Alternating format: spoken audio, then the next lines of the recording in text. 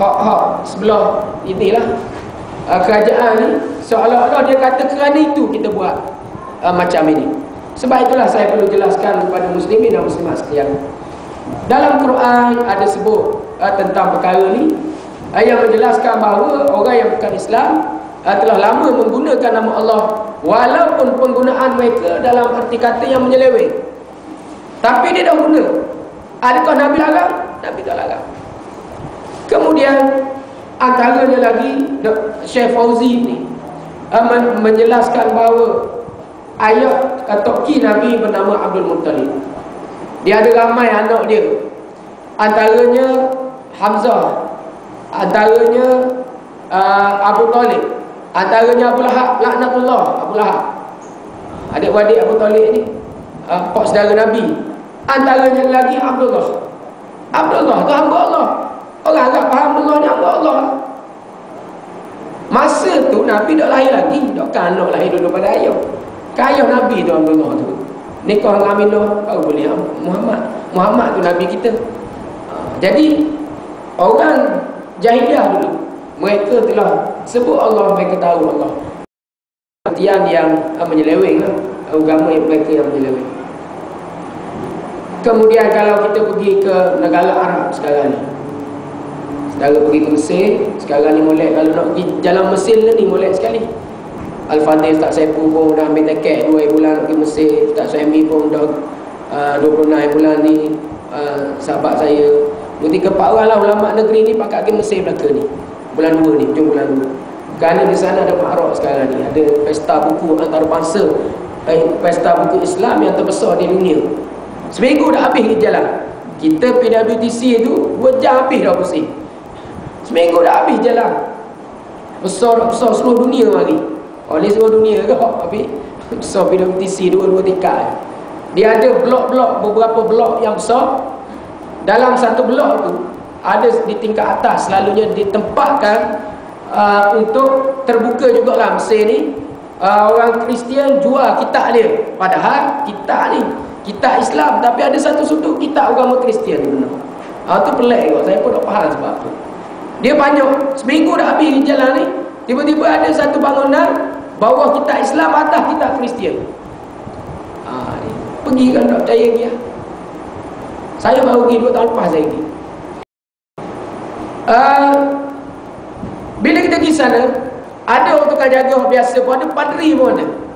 Padri pakai serba hitam, salib dia besar ni, debeng dia tu salib besar jalur, serban dia besar. Ulama kita tak sebesar tu serban ni. Ni jenis ortodok, jenis ni lah, jenis bukan Katolik. Jadi mereka dalam berbicara mereka, perbincangan mereka guna bahasa Arab. Mereka guna Bible berbahasa Arab. Dalam Bible bahasa Arab ni banyak kalimah Allah Subhanahu Wa Taala, dia merujuk kepada Tuhan, iaitu Allah Subhanahu Wa Taala, bukan perkataan lain. Jadi Syekh Fauzi, pengurusi Jawatankuasa Perbandingan Agama Universiti Al-Azhar, menyatakan orang yang bukan Islam ada hak dia nak guna, tapi salah tak salah itu perbahasan lain. Jadi sebab itulah kita kena ada sedikit keterbukaan sebenarnya apabila ada ulama-ulama macam Tuan Guru Haji Abdul Aziz yang Muhammad Menteri Besar Kelantan.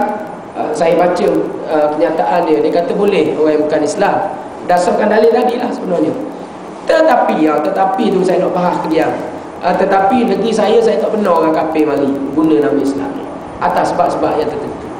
Begitu juga Presiden kita Tuan Guru Haji Abdul Hadi juga menyatakan boleh. Cuba secara rujuk kepada kenyataan akhbar dia, sebanyak 8 muka surat. Beliau menyatakan kesimpulannya, saya baca kesimpulannya. Waktu mana tak ada kertas, saya ada dah. Saya ingat apa dia tu. Ingat kesimpulan, ingat ni baris bawah. 5-6 baris terakhir tu kesimpulan. Kesimpulannya, Tuan Guru menyatakan bahawa boleh orang yang bukan Islam menggunakan perkataan Allah bersama-sama dengan mereka. Boleh. Nak sama sendiri upacara mereka. Oleh kerana mereka orang Arab ni, sebab tu ulama orang ngaji Saudi, ngaji di Syria, mana mereka secara terbuka boleh terima benda ni. Sebab memang orang Arab daripada dulu tak ada orang awam pun kata tak boleh. Tidak perang sama kerana nama Allah, betul tak? pakar.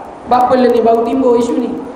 Yang jadi masalahnya dari segi asas timbul isu ini adalah apabila mahkamah tinggi memutuskan, bila dibuat rayuan, bila tolak buat rayuan, diterima balik satu gereja Katolik Herald yang mengeluarkan risalah mingguan dia dalam bahasa Inggeris. Kemudian dia keluar juga, nak keluar dalam bahasa Melayu. Dalam bahasa Inggeris Tuhan guna nama God, nama God. Tapi dalam bahasa Melayu ni God ni payah dia tu, tukar ngego kambing dia tu. Lepas tu dia nak tukar nama Allah. Lalu bila orang nak pergi, dia bawa ke mahkamah. Mahkamah tinggi telah telah berlaku perbicaraan tu telah maknanya menang oleh Kristian ini, di mana mereka Herald Weekly, Catholic Weekly ini dibenarkan untuk menggunakan nama Allah Subhanahu Wa Taala. Lalu Tuan Guru menyatakan, kalau sama mereka boleh nak guna, tapi sekiranya mereka nak menggunakan nama Allah dalam risalah-risalah mereka, nak disebar kepada orang Melayu kita, maka di sana tak boleh. Kita akan menentang, maknanya kita akan menentang sekeras-kerasnya. Kita ni orang berjuang Islam lama dah ni. Takkan lok ke pokok sekular ni berjuang nama Allah. Ni sebab perkara ni dibawa ke mahkamah. Kita kena ingat negara kita ni ada undang-undang, ada peraturannya. Kita ada undang-undang kalau kita dalam sistem demokrasi berparlimen.